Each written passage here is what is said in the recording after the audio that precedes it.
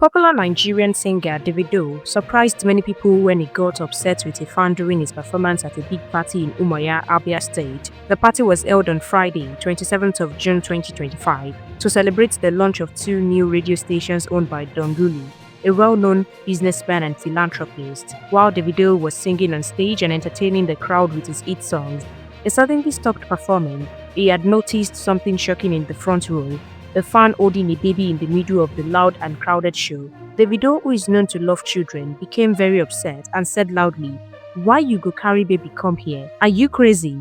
Take your baby away from here. You're a wicked person."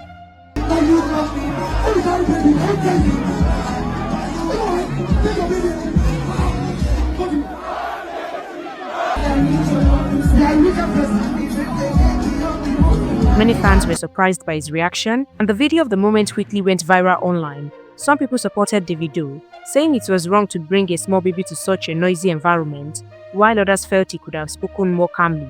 Davido wasn't the only big name at the party.